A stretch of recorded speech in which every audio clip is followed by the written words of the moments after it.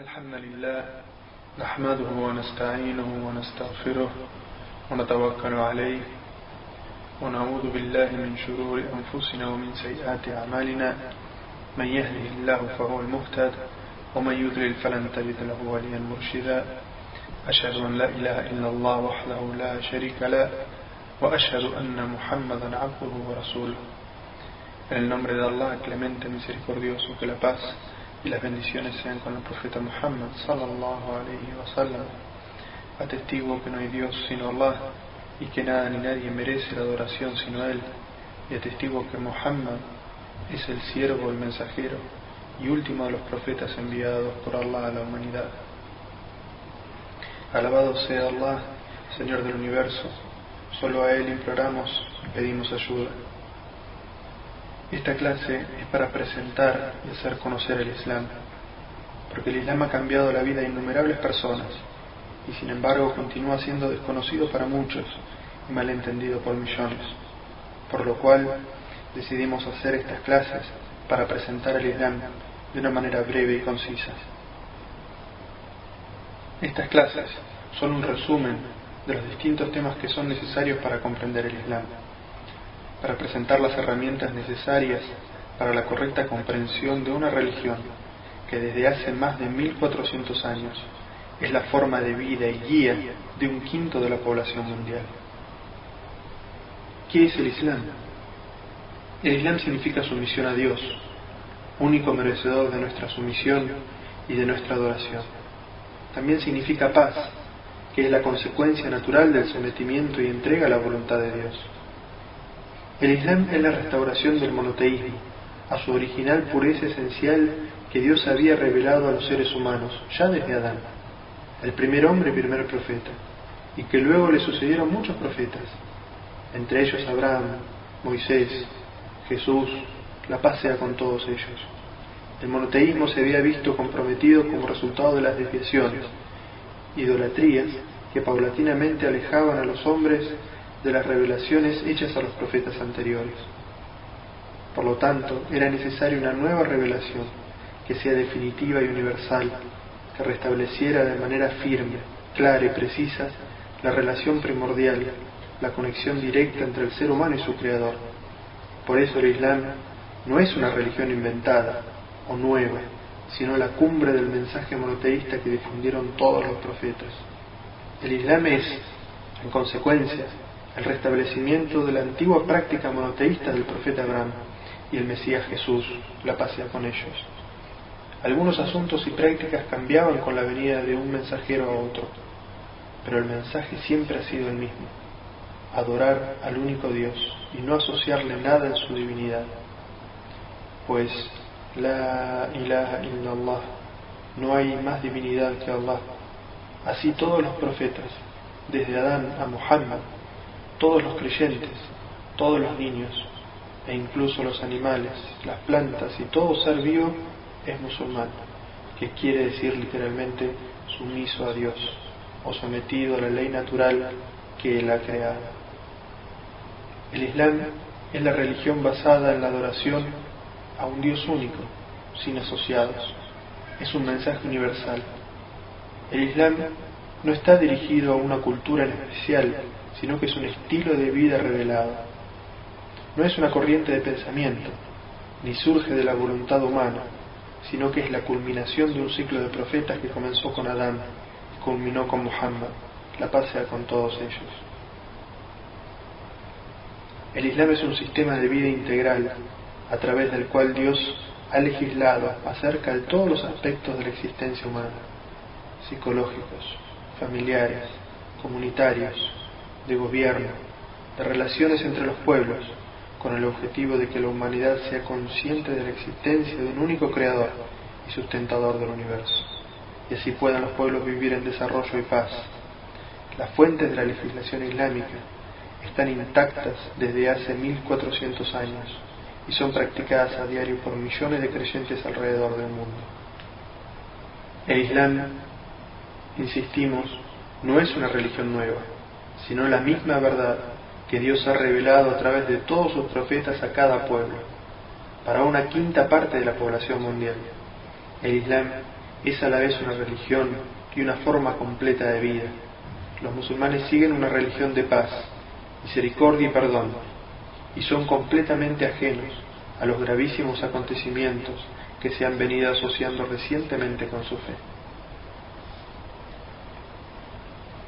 El Islam es un mensaje universal.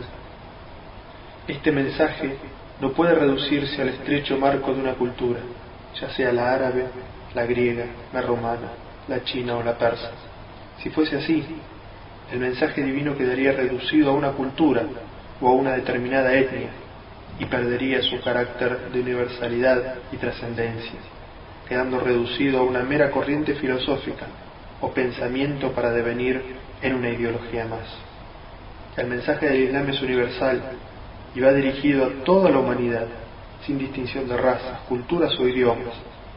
El idioma árabe solo sirve de nexo entre los musulmanes, por haberse manifestado la revelación del Corán en esa lengua, tan precisa, tan evidente y clara, y haberse transmitido el mensaje revelado en ese idioma, ya que las traducciones muchas veces conducen a malas interpretaciones. El Islam y su profeta fueron enviados como una misericordia para todos los pueblos. Dice en el Corán: y te hemos enviado como misericordia para los mundos. Los mensajeros anteriores a Muhammad fueron enviados a un pueblo en particular. Los mensajeros anteriores a Muhammad fueron enviados a un pueblo en particular, pero el Islam es una religión universal, es decir, que su doctrina no hace acepción de personas, sino que su profeta trajo un mensaje para todos los seres humanos. En la actualidad se conserva tal cual como fue revelado en el Corán, que permanece en su forma original y guiará a la gente hasta el día del juicio final.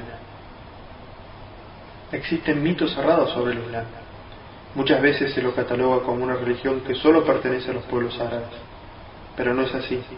La mayor cantidad de musulmanes se encuentra en la parte sur de Asia y se extiende por todo el mundo. Cada país cuenta con una minoría musulmana. El Islam ha demostrado no solo ser una de las religiones más difundidas, sino la más dinámica, y que atrae a un gran número de personas que se convierten año tras año. ¿Quién es Allah?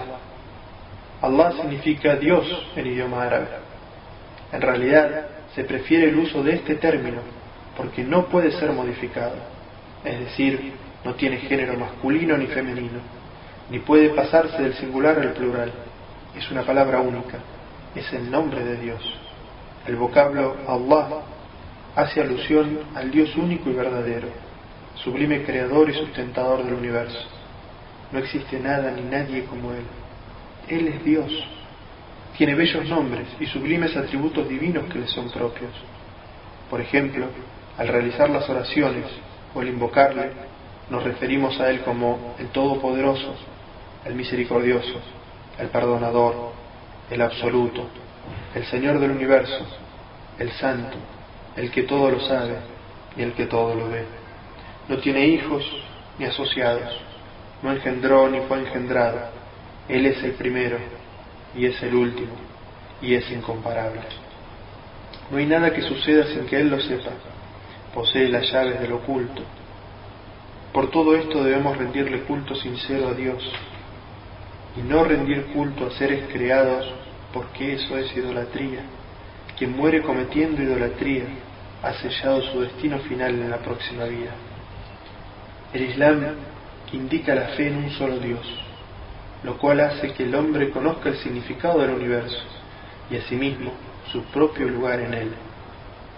Libera al hombre de todos los miedos y supersticiones, haciéndolo consciente de la omnipresencia del conocimiento de Dios, su Señor Todopoderoso, y de sus obligaciones para con Él. Esta fe debe reflejarse y transmitirse en acciones efectivas. La mera fe por sí misma no basta para el Islam. Para creer en un solo Dios, único, se necesita contemplar a toda la humanidad como una sola familia, que existe bajo la benevolencia universal de Dios, el Creador y sostén común de todo y de todos. El Islam rechaza la idea de una raza elegida, haciendo de la fe en el Dios único y en las buenas acciones la única llave para entrar al paraíso, estableciendo así una relación directa con Dios, que se ofrece a todo el mundo sin distinción alguna y sin necesidad de ningún intermediario. El concepto de divinidad en el Islam. Cada lengua posee uno o más términos que se usan con referencia a Dios y también a deidades menores. Este no es el caso de la palabra Allah. Allah es el nombre propio del único Dios. Nadie más puede ser llamado de esta forma. Este término no tiene género ni número y demuestra su singularidad cuando se lo compara con la palabra Dios, la cual puede ser plural al decir dioses o femenina al decir diosas. Es interesante que la palabra Allah sea el nombre propio de Dios en la lengua árabe y también lo sea en arameo, el idioma que hablaba Jesús. Para el musulmán, Dios es el Todopoderoso, creador y sustentador del universo. No tiene semejante y nada se compara con él. Los contemporáneos del profeta Muhammad sallallahu alayhi wa sallam le preguntaron acerca de Dios. La respuesta fue revelada por el mismo Dios en un breve capítulo del Corán, que es considerado como la esencia del monoteísmo. Di, Él es Allah, la única divinidad. Allah es el absoluto, de quien todos necesitan, y Él no necesita de nadie. No engendró ni fue engendrado. No hay nada ni nadie que se asemeje a Él.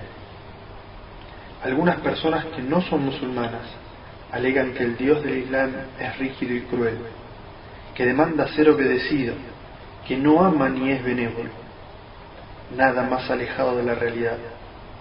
Es suficiente saber que los 114 capítulos del Corán, excepto uno, comienzan con las palabras: en el nombre de Allah, el Clemente, el Misericordioso.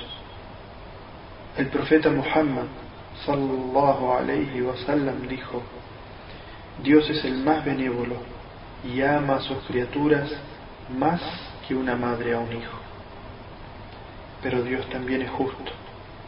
En efecto, el atributo de misericordia de Dios está relacionado completamente con su atributo de justicia. Los que sufren toda una vida perseguidos por su fe y los que oprimen y explotan a otros durante toda su vida no pueden recibir el mismo trato de su Señor. Esperar lo mismo sería negar la responsabilidad que tiene el ser humano sobre sus obras y el juicio que por ello le compete en la vida futura, y sería negar toda estimulación hacia la vida moral y virtuosa en este mundo. Los siguientes versículos coránicos son claros y precisos en este sentido. Dice en el Corán: por cierto que los piadosos serán agraciados por su Señor con los jardines de las delicias. ¿Acaso vamos a tratar por igual a quienes se someten a Dios y a los pecadores? ¿Qué os pasa? ¿Cómo es que juzgáis así? El Islam rechaza caracterizar a Dios bajo cualquier forma humana o presentarlo a favor de ciertos individuos o naciones en base a su riqueza, poder o raza. Dios creó a todos los seres humanos iguales. Estos pueden distinguirse y ganar su favor únicamente a través de la virtud y la piedad. Las afirmaciones que sostienen que Dios descansó el séptimo día de la creación, o que luchó con uno de sus siervos, o que Dios es un conspirador envidioso en contra de la humanidad, o que Dios se ha encarnado en un cuerpo humano, todo esto es considerado erróneo desde la perspectiva islámica. El uso de la palabra Allah, el nombre propio de Dios, es un reflejo puro del énfasis islámico en la creencia de un solo Dios, que es la esencia de todos los mensajes transmitidos por los profetas. Es por eso que el Islam considera a la asociación de cualquier deidad o persona junto a Dios como un pecado grave que Allah no perdonará el día del juicio final, salvo que el individuo se haya arrepentido durante su vida terrena. El Creador es de una naturaleza diferente a lo creado, porque si fuese de la misma naturaleza sería transitorio, temporal y necesitaría de un Creador. Si el Creador no es transitorio, entonces debe ser eterno. Y si es eterno, su existencia no puede ser causada. Y si nada causa su existencia, nada fuera de él es causal de que siga existiendo. Y esto significa que es autosuficiente.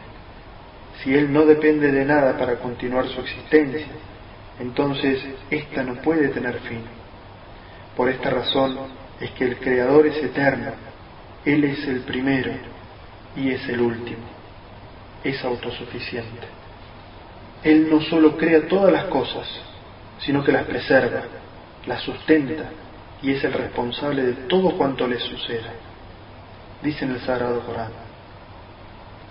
Dios es el creador de todas las cosas y Él es su amparador. A Él pertenecen las llaves de los cielos y de la tierra y el poder total sobre ellos. Dice en otro versículo: no existe criatura en la tierra sin que sea Dios quien la sustenta. Él conoce su morada y por dónde transita. Todo está registrado en un libro evidente. Los atributos divinos. Si el Creador es eterno, sus atributos entonces también lo son. La lógica entonces indica que no puede perder ninguno de sus atributos ni adquirir nuevos. Si esto es así, entonces sus atributos son absolutos. ¿Puede haber más de un creador con atributos absolutos? ¿Puede haber, por ejemplo, dos creadores absolutamente poderosos? Si pensamos esto por un momento, veremos que no es posible. El Corán resume este argumento en los siguientes versículos. Dios no ha tenido un hijo, ni existe otra divinidad salvo Él. Si así fuera, cada divinidad acapararía su propia creación y entonces pretenderían predominar unas sobre otras. Dice en otro versículo: si hubiese habido en los cielos y en la tierra otras divinidades aparte de Dios, estos se habrían destruido. El Corán nos recuerda la falsedad de los alegatos de aquellos que afirman la existencia de distintos dioses. A los adoradores de objetos fabricados por la mano del hombre se les puede preguntar: ¿acaso adoráis lo que vosotros mismos habéis tallado? ¿Es que toman en lugar de Dios protectores que no pueden beneficiarse ni perjudicarse siquiera a sí mismos? A los que adoran cuerpos celestes se les puede citar la historia de Abraham. Dice este versículo del Sagrado Corán: y al llegar la noche vio una estrella, y con el fin de hacer que su pueblo reflexionase les dio ejemplos que ellos podrían entender, y les dijo: este es mi Señor. Pero cuando desapareció exclamó: no adoro a los que se ausentan. Luego, al ver la luna aparecer, dijo: este es mi Señor. Pero cuando desapareció exclamó: si no me guía mi Señor, me encontraré entre los extraviados. Y cuando vio salir el sol dijo: este es mi Señor, este es más grande aún. Pero cuando desapareció exclamó: oh pueblo mío, soy inocente de lo que le asociáis, me consagro a quien creó los cielos y la tierra, soy monoteísta y no de los que le asocian copartícipes. El concepto de monoteísmo en el Islam. Ser musulmán significa sumiso a Dios y creer en la unicidad de Dios, que Él es el único creador, preservador, sustentador. Esta creencia, llamada el monoteísmo en el señorío y dominio, de por sí no es suficiente para ser creyente.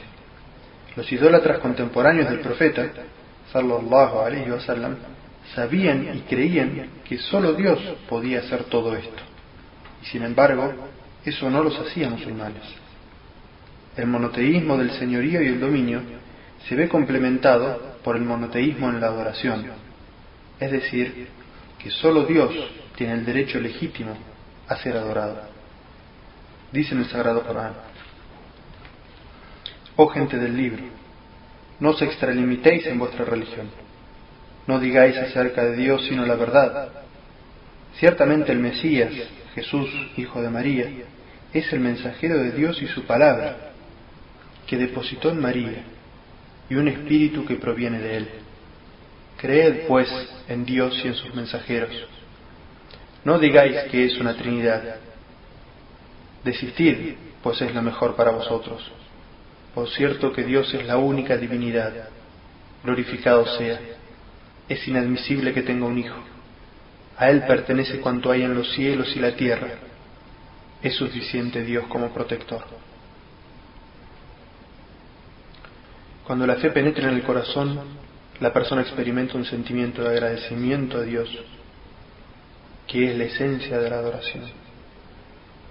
El sentido de agradecimiento es tan importante que el que no cree en Dios es llamado kafir, que quiere decir quien niega la verdad, aquel que es desagradecido, y también quien es rebelde contra aquel que lo ha creado.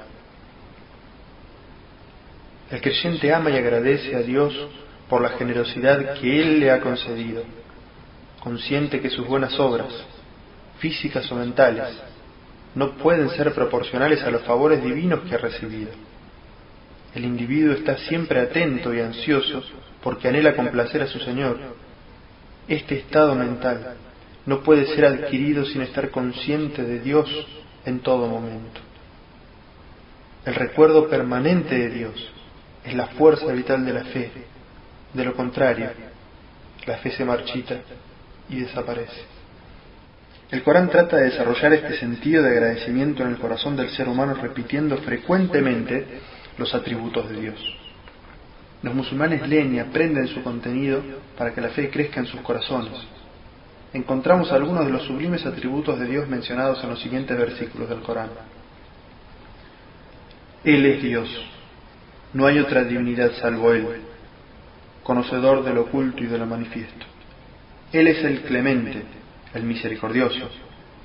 Él es Dios, no hay otra divinidad salvo Él, el soberano, el santísimo, el pacificador, el dispensador de seguridad, el celador, el poderoso. Glorificado sea Dios. Él está por encima de lo que le atribuyen. Él es Dios, el creador, el iniciador y el formador. Suyos son los nombres y atributos más sublimes. Todo cuanto existe en los cielos y en la tierra le glorifica. Él es el poderoso, el sabio. Y dice en otro versículo, Dios, no existe nada ni nadie con derecho a ser adorado excepto Él, el viviente. Se basta a sí mismo y se ocupa de toda la creación. No lo toma somnolencia ni sueño. Suyo es cuanto hay en los cielos y la tierra. ¿Quién podrá interceder ante Él sin su anuencia? Conoce el pasado y el futuro, y nadie abarca de su conocimiento salvo lo que Él quiere. Su trono se extiende en los cielos y en la tierra, y la custodia de ambos no le agobia, y Él es el sublime, el grandioso. ¿Quién es Muhammad? Muhammad, sallallahu alayhi wa sallam, la paz sea con él, conocido en Occidente como Mahoma. Nació en la Meca en el año 571. Su padre murió poco antes que él naciera, y su madre Amina lo entregó al cuidado de una nodriza llamada Halima, para que lo amamantara y creciera con los aires puros del desierto. Después de la muerte de su madre, fue criado por su abuelo, y luego por su tío Abu Talib, de la respetada tribu de los Quraysh. Durante su juventud, el profeta, sallallahu alayhi wa sallam, fue protegido por Dios y alejado del mal comportamiento del paganismo de su pueblo. Cuando creció y fue un hombre maduro, la gente comenzó a admirarlo por sus buenos modales y excelente carácter. Era elocuente en sus palabras, veraz y sincero. Lo apodaban el confiable. A los 25 años se casó con Hadilla, una prestigiosa mujer que pertenecía a una familia de comerciantes y era 15 años mayor que él. Muhammad, sallallahu alayhi wa sallam, tenía una profunda naturaleza religiosa. Solía retirarse a meditar a una cueva en un monte llamado La Luz. A los 40 años de edad, mientras se encontraba en el monte, recibió por primera vez la revelación de Dios a través del ángel Gabriel, quien le transmitió los primeros versículos del Sagrado Corán. Estas revelaciones continuaron durante 23 años, hasta conformar lo que hoy conocemos como el Sagrado Corán. Tan pronto como comenzó a recitar lo escuchado del ángel Gabriel y a predicar esa verdad, el profeta y sus seguidores comenzaron a ser perseguidos. Esta situación llegó a ser tan despiadada que Dios le dio la orden de emigrar de la Meca, ciudad en ese entonces de idólatras y materialistas, a la ciudad de Medina, iniciándose en ese momento el comienzo del calendario musulmán, o más conocido como la Égira. En la ciudad de Medina se construyó la primera mezquita islámica.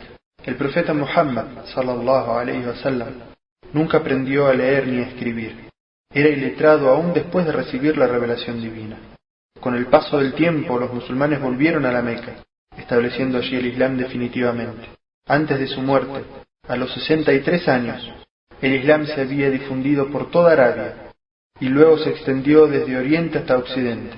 Estableció las bases sociales de una sociedad basada en la justicia y la verdad. ¿Qué es el Corán?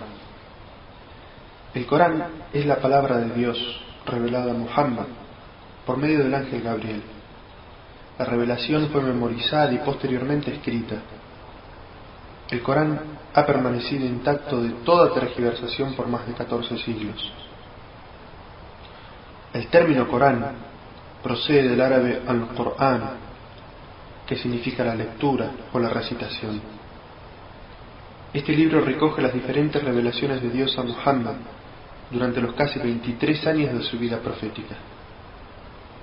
Está dividido en 114 suras o capítulos, unos más extensos que otros.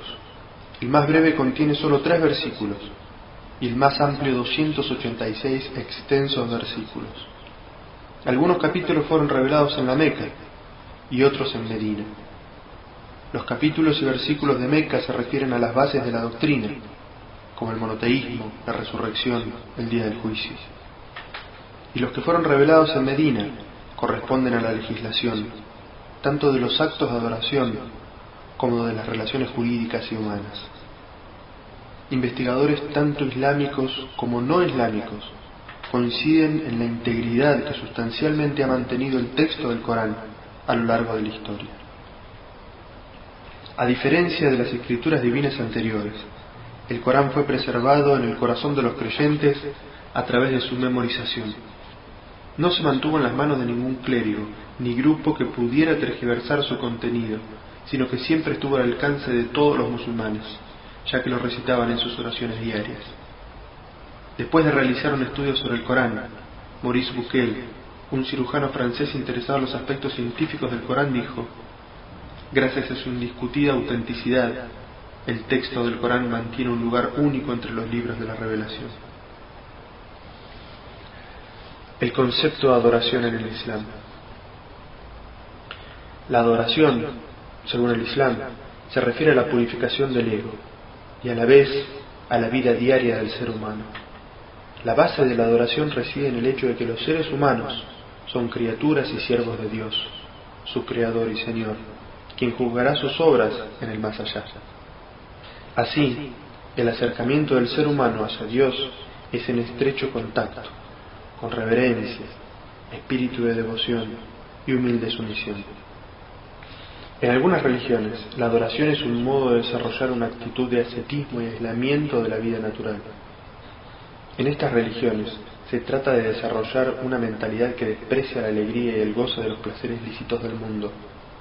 Existen otras religiones que consagran ciertos lugares para la adoración, prohibiendo que se realice en cualquier otro lugar.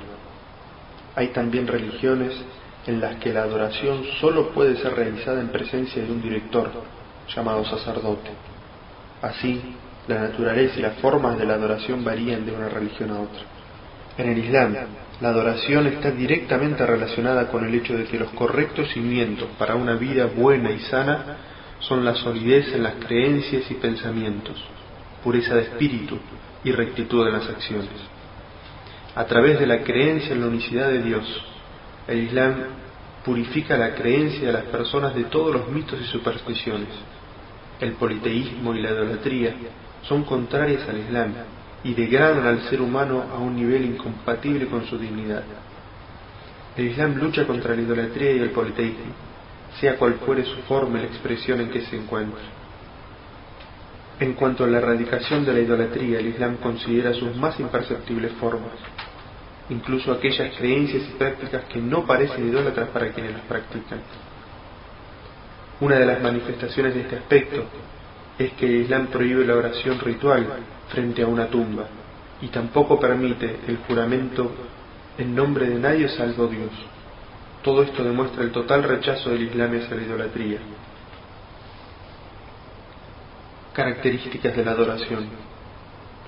Los rasgos característicos de la adoración propuesta por el Islam pueden quedar comprendidos de la siguiente forma.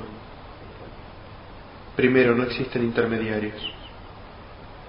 El Islam libera la adoración de toda servidumbre a cualquier intermediario entre el ser humano y su Creador. Y el Islam crea una unión directa entre el ser humano y su Señor, haciendo así innecesaria la intervención de intermediarios. Los sabios y eruditos, considerados doctos en el Islam, sheikh, alim, no son intermediarios entre el hombre y Dios, y ni siquiera tienen el derecho a legislar actos de adoración dirigidos a Dios. Son considerados seres humanos a los que se les ha impuesto la tarea adicional de enseñar a aquellos que carecen de los conocimientos básicos. Son considerados culpables y guardan para sí dicho saber y no lo imparten a quienes aspiran a tenerlo. En otras palabras, la jurisprudencia islámica no impone el dominio de la gente docta en materia religiosa sobre el resto de la gente en el camino correcto. Según el texto del Corán, exhorta, oh Muhammad, a los hombres, pues esa es tu misión. El profeta sallallahu alayhi wa sallam también dirigió a su propia hija Fátima las siguientes palabras que muestran que todos los seres humanos están en un nivel de completa igualdad ante Dios. Le dijo: oh Fátima, hija mía, no podré ayudarte en forma alguna ante Dios. Segundo, no está limitada a lugares específicos. El Islam no solamente ha liberado la adoración de la presencia de intermediarios, sino también del confinamiento en lugares determinados. El Islam enseña que todo lugar es lo suficientemente puro para adorar a Dios, ya sea una casa particular, en la cubierta de un buque, en la cabina de un avión o una mezquita especialmente construida para tal fin. Donde quiera que una persona se encuentre puede dirigirse a su Señor y ponerse en comunión con Él. El profeta, sallallahu alayhi wa sallam, expuso esta idea con bellas palabras. Dijo: me ha sido otorgada toda la tierra como mezquita, pura y limpia. A todo hombre de mi nación que le alcance la hora de la oración, que la realice donde sea que se encuentre. Para el Islam, la adoración no queda reducida a oraciones particulares. El Islam considera que cada acto virtuoso que se realiza sinceramente y bajo la perspectiva de materializar los mandatos de Dios y alcanzar su complacencia, representan un acto de adoración por el cual el ser humano será recompensado. Tercero, una perspectiva holística. Para el Islam, la adoración no queda reducida a oraciones particulares.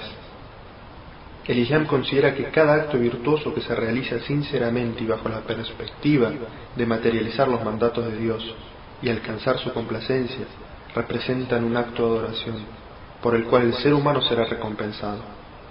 Comer, beber, dormir o divertirse, incluso las actividades que dan placer, incluyendo el placer sexual de las parejas.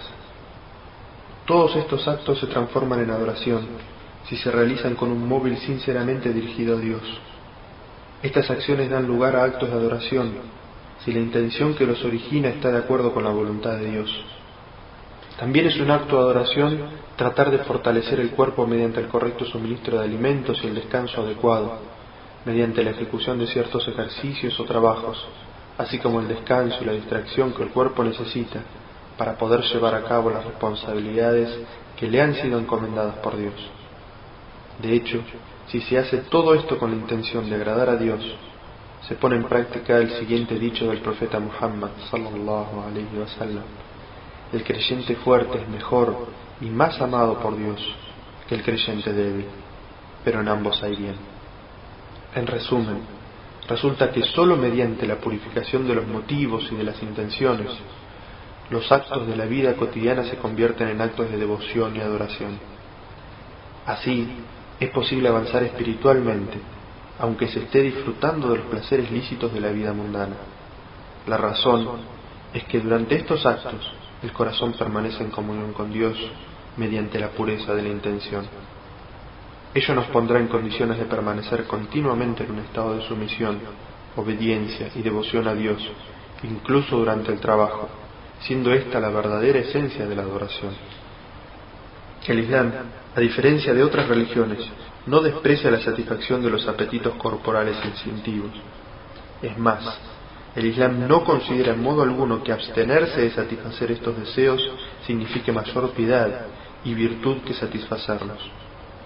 El Islam quiere que la persona disfrute de los placeres y de las cosas buenas que la vida proporciona, siempre que no se violen los límites de legitimidad ni los derechos ajenos, ni eche por tierra los buenos principios morales, ni perjudique los intereses generales de la sociedad. El Islam quiere que el corazón del ser humano permanezca en comunión permanente con Dios, así como también desea que las personas observen la vigilancia incesante sobre sus deseos, para su propio beneficio en la vida futura. Dice Dios en el Sagrado Corán: procúrate con lo que Dios te ha agraciado la morada en la otra vida, y no olvides tu deber con este mundo. Las alegrías y los placeres pueden llegar a ser actos de adoración mediante la intención sincera. Se sabe perfectamente que la devoción a Dios no significa necesariamente el abandono de la vida mundana, buscando miseria y pobreza. ¿A qué conduce la buena intención? ¿Le sobreviene al hombre el olvido de Dios a causa del excesivo abandono de sí mismo? El profeta Muhammad sallallahu alaihi wasallam dijo que cuando alguien coloca afectuosamente un bocado de comida en la boca de su esposa para estrechar los vínculos de amor conyugal, es también recompensado por ello, porque se está tratando de alcanzar una vida en común, con amor y afecto, que, como dice el Sagrado Corán, es el propósito de la vida familiar. Dice en el Corán: y entre los signos de Dios está haberos creado cónyuges entre vosotros mismos, para que encontréis sosiego y os relacionéis con amor y misericordia. Por cierto que en esto hay signos para quienes reflexionan. La finalidad de los ritos de adoración. Las oraciones, así como todas las formas prescriptas de adoración, sirven para distinguir a los creyentes que sinceramente tienen fe y deseos de servir a Dios, de aquellos otros que se contentan con palabrerías. La oración es tan importante que el profeta Muhammad sallallahu alaihi wasallam dijo: la oración es el pilar de la religión islámica, y quien quiera que la abandona, destruye su religión. La finalidad del Islam, al declarar que la adoración abarca la totalidad de los aspectos de la vida humana, es hacer que la fe religiosa desempeñe un papel efectivo y práctico, desarrollando en el ser humano una actitud paciente y fuerte ante las dificultades y obstáculos, creando en él un impulso para lograr superarse espiritual y materialmente. Todo esto deja ver ampliamente que el Islam, abanderado de los conceptos e ideas antes citados, se opone a filosofías que incitan a la persona a convertirse en un ermitaño, es decir, a una errónea clase de ascetismo que se fundamenta en la renuncia al mundo y la abstención de la búsqueda del sustento, en el abandono de la vida de acción y desarrollo, en el completo estancamiento y decadencia. Estas actitudes no tienen lugar dentro del Islam, más bien son símbolos de derrota y evasión de la lucha por la vida. Para vivir se requiere fuerza, recursos y actividad. El papel que desempeña el Islam en el desarrollo de la vida es totalmente positivo.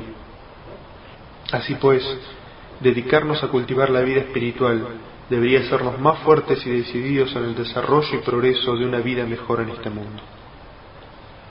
Las creencias del Islam son claras y simples. El Islam tiene en cuenta todas las circunstancias de la vida, y es por ello que brinda soluciones que facilitan el modo de vida de los seres humanos. El Islam se plantea como una forma de vida que da protección y guía a quien lo desee. El profeta, sallallahu alaihi wasallam, dijo: el Islam es sencillo, y quien se sobrecarga en su religión no podrá cumplir con lo que se proponga. no se fanaticen, pero traten de acercarse a la perfección tanto como puedan. Dice en el Sagrado Corán: Dios os eligió para que sigáis su religión, y no os prescribió nada que no pudierais cumplir. Esta es la religión monoteísta de vuestro padre Abraham. Dios os llamó musulmanes anteriormente, y también fueron llamados así en esta revelación. Y dice en otro versículo del Sagrado Corán: Dios no exige a nadie por encima de sus posibilidades. La consigna del Islam: moderación en todos los asuntos. El ser humano necesita constantemente del equilibrio para vivir en armonía y paz. El Islam busca este equilibrio en todos los aspectos de la vida y aleja a la gente de toda clase de extravagancias y fanatismos. Tiene un profundo interés por lo espiritual, al igual que se preocupa del bienestar material de las personas. Les enseña a sus seguidores a prepararse para la vida eterna y disfrutar de la vida terrenal siempre que no se excedan los límites establecidos por Dios. El camino del Islam es un sendero de igualdad, moderación, paz y justicia. El Islam se diferencia de otras religiones, pues no enfatiza lo material en desmedro de lo espiritual, sino que armoniza ambos. Los excesos y el desenfreno están estrictamente prohibidos, porque perjudican la salud física y emocional de las personas. Los derechos humanos en el Islam. Para comentar este importante tema, el Islam parte de un concepto especial. Dios es el único y absoluto dueño del universo, el soberano que da fortaleza y el que alimenta, el misericordioso cuya clemencia alcanza a todos los seres humanos, otorgándoles dignidad y honor. Todas las personas son iguales en el Islam, y no se debe discriminar a causa de nacionalidad, color o raza. Cada ser humano es igual a sus semejantes, y la humanidad forma una comunidad fraternal al servicio del Creador del universo. En este concepto espiritual, el concepto islámico de la unicidad divina es dominante y central, y comprende necesariamente el concepto de la unidad humana y la fraternidad entre todos los seres humanos. Un Estado islámico puede ubicarse en cualquier lugar de la tierra, pero el Islam no limita los privilegios y los derechos del hombre a las fronteras de su propio Estado.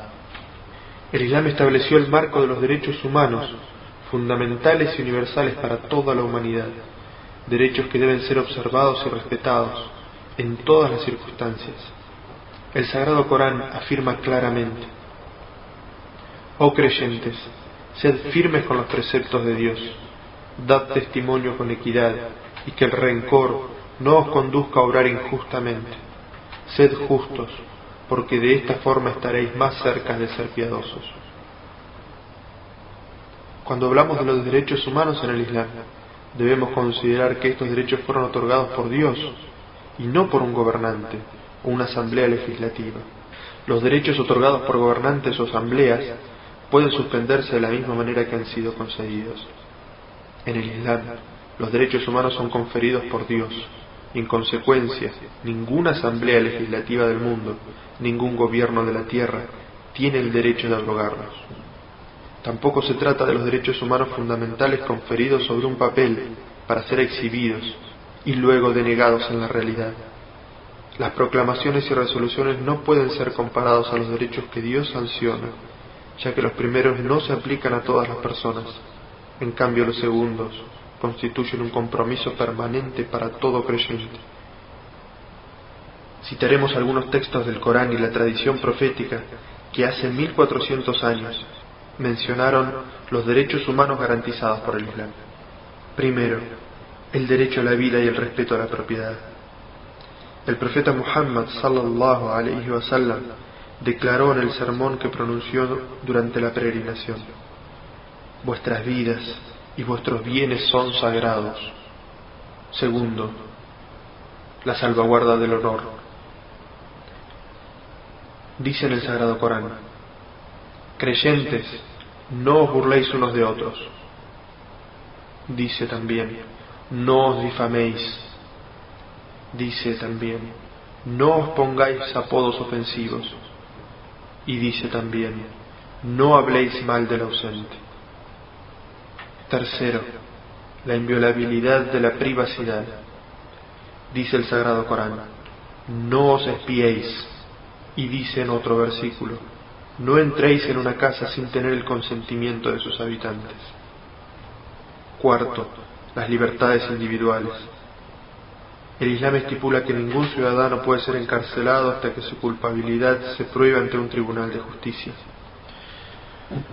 Proceder al arresto de un hombre por una simple suposición y encarcelarlo sin haberle dado la posibilidad de defenderse no está admitido en el Islam.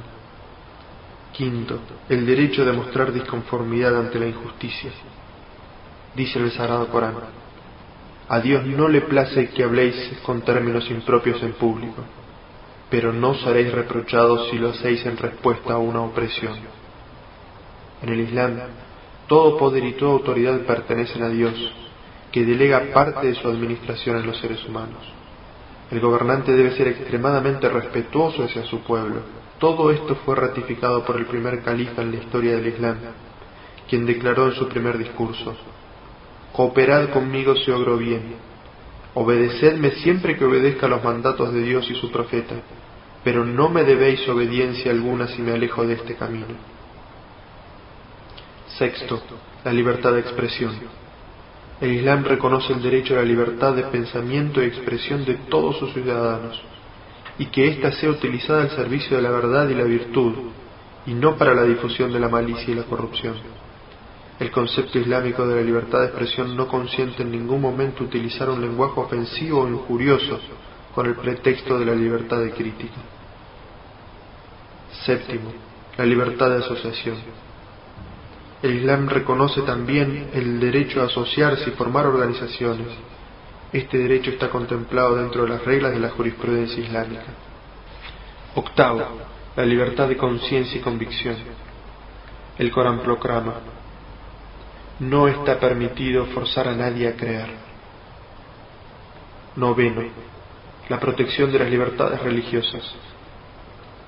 Paralelamente a la libertad de conciencia, el Islam reconoce al individuo su derecho a ser respetado por sus convicciones religiosas y le garantiza que nada atentará contra este derecho.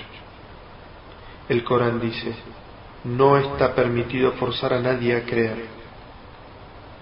Décimo, el derecho de asistencia a las necesidades básicas.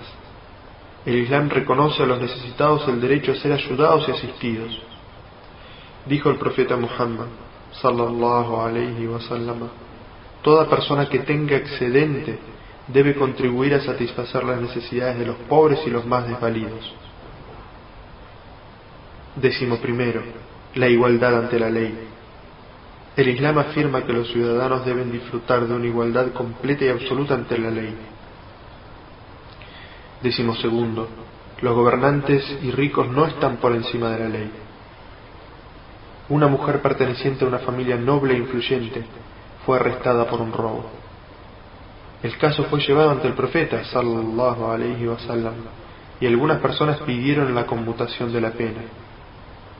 Pero el profeta respondió: las naciones que os precedieron fueron destruidas por Dios, porque solían castigar al débil por un delito y dejaban libre a los nobles a pesar de sus crímenes.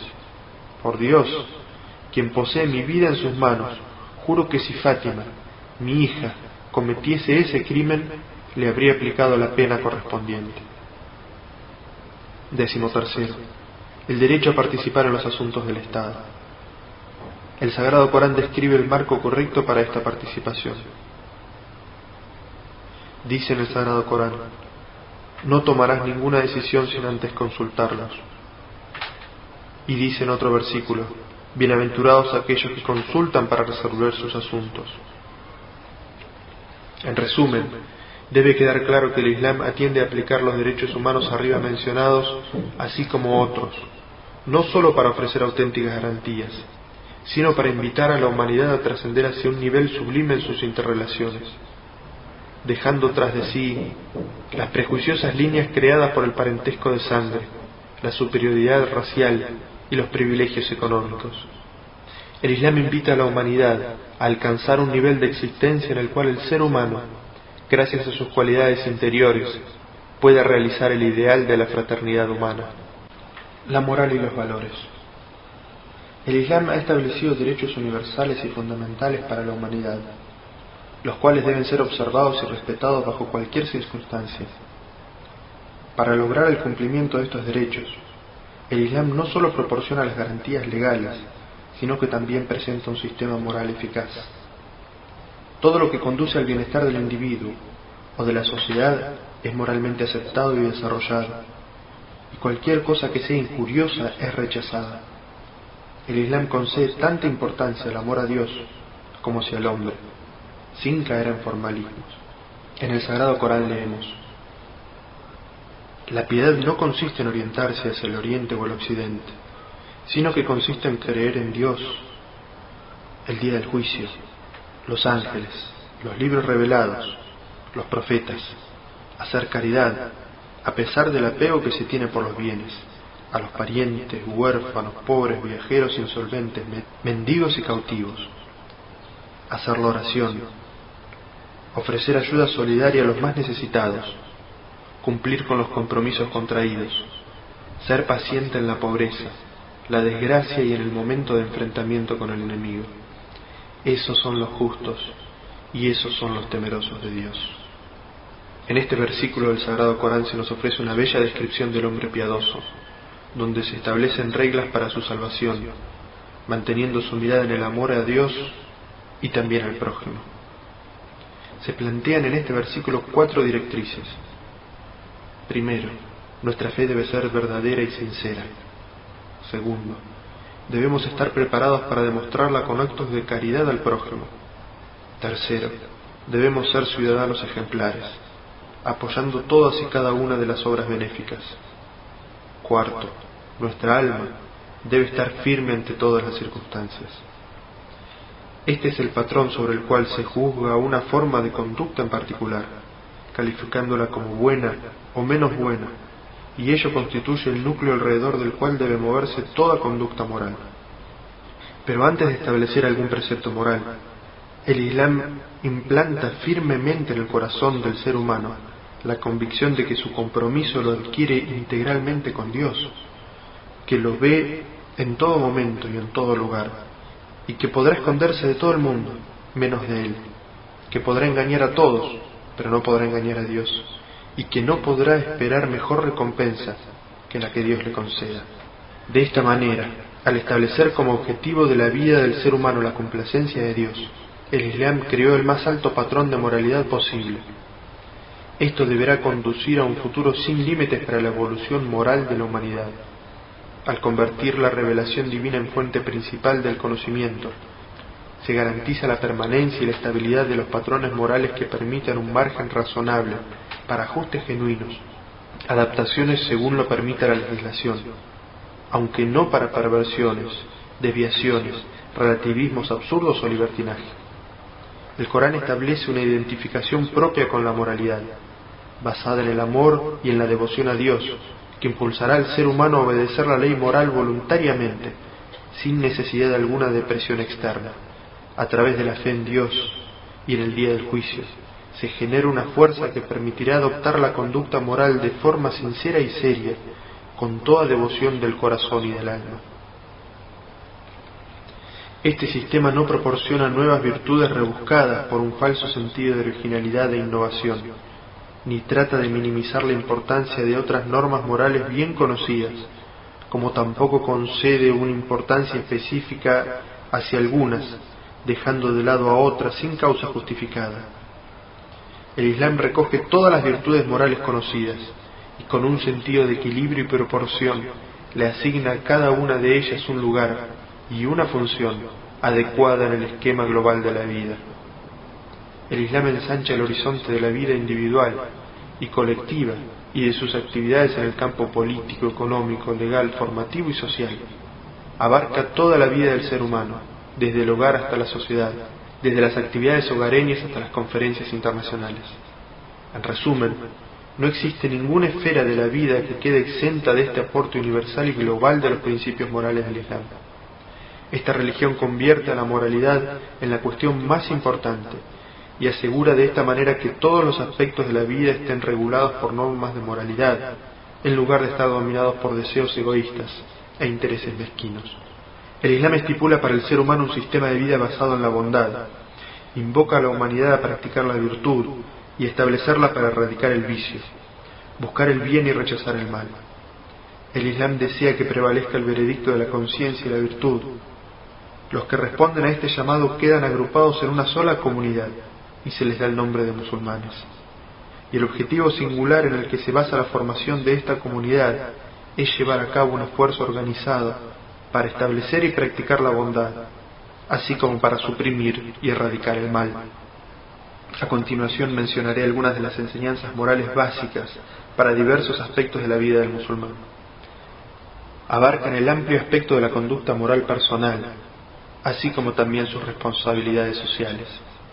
Humildad, modestia, control de las pasiones y deseos, veracidad, integridad, paciencia, constancia y el cumplimiento de las promesas son valores morales en los cuales insiste y una vez el Sagrado Corán. Dice en un versículo: Dios ama a los perseverantes. Dice en otro versículo: y apresuraos a alcanzar el perdón de vuestro Señor y un paraíso tan grande como los cielos y la tierra, reservado para los piadosos. Aquellos que hacen caridad, tanto en los momentos de holgura como en los de estrechez, controlan su cólera y perdonan a los hombres, sepan que Dios ama a los benefactores. Y dice en otro versículo: oh hijito, haz la oración, ordena el bien y prohíbe el mal, y sé paciente ante la adversidad. Ciertamente esto es parte de lo que Dios prescribió y requiere entereza. No les des vuelta la cara a la gente, y no andes por la tierra con arrogancia. Ciertamente Dios no ama a quien es presumido y engreído. Sé modesto en tu andar, y no levantes tu voz, que ciertamente la voz más desagradable es la del asno. En una forma que resume el comportamiento de los musulmanes, el profeta Muhammad sallallahu alayhi wa sallam dijo: mi Señor me dio 9 indicaciones. Permanecer devoto a Dios tanto en privado como en público. Hablar con justicia, tanto si estás irritado como si estás contento. Mostrar moderación, tanto en la pobreza como en la riqueza. Volver a establecer la amistad con aquellos que la hayan roto contigo. Darle a aquel que te rechace, y que disponga siempre lo que es correcto. Las responsabilidades sociales. Las enseñanzas del Islam referente a las responsabilidades sociales están basadas tanto en el afecto y el respeto como en la solidaridad con el prójimo. Dado que algún precepto general de bondad probablemente llegue a ignorarse en alguna situación concreta, el Islam insiste en actos de bondad específicos y define las responsabilidades y derechos de diferentes relaciones. En un círculo de relaciones que se amplía gradualmente, primero nuestra familia, padres, cónyuge, hijos, luego con los demás parientes, vecinos, amigos y conocidos, huérfanos y viudas, y desde luego con los necesitados de la comunidad y de toda la humanidad. Esta responsabilidad se extiende al aspecto del medio ambiente y la ecología. Las responsabilidades hacia los padres. En las enseñanzas del Islam se insiste repetidamente en el respeto y cariño a los padres, siendo esto muy importante en la expresión de la fe del musulmán. Dice en el Sagrado Corán: tu Señor ha ordenado que no adoréis sino a Él, y que seáis benévolos con vuestros padres. Si uno de ellos o ambos alcanzan la vejez, no seáis insolentes con ellos, y ni siquiera les digáis uf, y háblales con dulzura y respeto. Trátales con humildad y clemencia y ruega: oh Señor mío, ten misericordia de ellos, como ellos la tuvieron conmigo cuando me educaron siendo niño. Las responsabilidades sociales hacia el prójimo. El profeta sallallahu alayhi wa sallam dijo: no es creyente aquel que come hasta saciarse cuando su prójimo tiene hambre. Y dijo: no es creyente aquel cuyo prójimo no esté a salvo del perjuicio que pueda causarle su mano y su lengua. De hecho, de acuerdo con el Sagrado Corán y las tradiciones proféticas, el musulmán debe cumplir con su responsabilidad social, no solo con sus padres, parientes y vecinos, sino con toda la humanidad, los animales, el medio ambiente y la ecología. Por ejemplo, no está permitido en el Islam cazar pájaros y animales por el mero placer de cazar. De la misma forma, está prohibido cortar árboles y plantas frutales, a menos que exista para ello una necesidad muy urgente. De este modo y basándose en estas características, el Islam crea un sistema moral elevado, gracias al cual la humanidad podrá alcanzar todo su potencial. El Islam purifica el alma del egoísmo individualista, de la tiranía, de la vanidad y de la indisciplina. Crea hombres piadosos y devotos a Dios, leales a sus ideales, cultos, llenos de bondad, generosidad y disciplina, que no se comprometen con la falsedad. El Islam induce sentimientos de responsabilidad y moral y fomenta la capacidad de autocontrol. Genera solidaridad, hermandad, misericordia, simpatía, paz, desinterés, ecuanimidad y veracidad escrupulosa respecto a toda la creación y en todas las situaciones. Nutre las nobles cualidades de las que únicamente se puede esperar el bien, participa y coopera en resolver los problemas económicos y políticos de la sociedad. ¿Cómo ha influido en el mundo la expansión del Islam? Entre las razones para la rápida y pacífica expansión del Islam hay que destacar la sencillez de su doctrina. El Islam proclama la fe de un solo Dios, digno de adoración. También insta repetidamente al hombre para que utilice sus dones de inteligencia y observación. En pocos años, grandes civilizaciones y universidades florecieron, pues según el profeta Muhammad sallallahu alaihi wasallam, la búsqueda del conocimiento es una obligación para cada musulmán. La síntesis de las ideas del Occidente y el Oriente, y del nuevo pensamiento con el antiguo, trajo grandes avances en medicina, matemática, física, astronomía, geografía, arquitectura, arte, literatura e historia. Muchos sistemas de importancia decisiva como el álgebra, la numeración arábiga y el concepto del cero, vital para el progreso de las matemáticas, fueron transmitidos a Europa medieval a través del Islam. Se desarrollaron asimismo instrumentos tan sofisticados como el astrolabio, la brújula y buenos mapas de navegación, que hicieron posible los viajes intercontinentales. No existe y nunca existió un conflicto entre la ciencia y el Islam, por la simple razón de que no hay conflicto entre la naturaleza humana y el Islam. Sus enseñanzas ponen un énfasis positivo en todas las manifestaciones de la vida del cuerpo, de la mente, del organismo social, para así proveer el más fuerte estímulo posible en la lucha del hombre por alcanzar la verdad y la felicidad en su vida. Los musulmanes en el mundo. Los musulmanes son en la actualidad más de 1.500 millones, esparcidos en una vasta parte del planeta, de distintas razas, culturas y nacionalidades, unidos por una única fe, la fe del Islam. Desde el sur de Filipinas hasta Nigeria, el 25% de los musulmanes habita en Pakistán y la India, el 20% al sur del Sahara, el 15% en el sudeste asiático, aproximadamente el 15% viven en el mundo árabe, el 10% en Rusia y China, el 10% en Turquía, Irán y Afganistán. El país con mayor población musulmana del mundo es Indonesia, con 200 millones de musulmanes. Además, existe un 5% en Europa, norte y sur de América y Australia.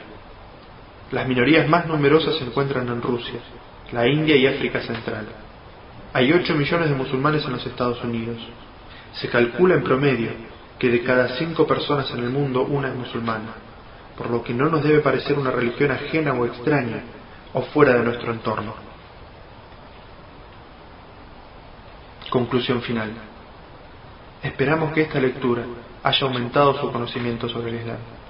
Es necesario observar el Islam desde una óptica abierta y objetiva, lejos de todo prejuicio y desconfianza. Quiera Dios aceptar este humilde trabajo como un intento por hacer llegar a los hispanoparlantes el mensaje del Islam, desde sus más auténticas fuentes y por sus propias palabras. أفمن شرح الله صدره للإسلام فهو على نور من ربه فويل للقاسية قلوبهم من ذكر الله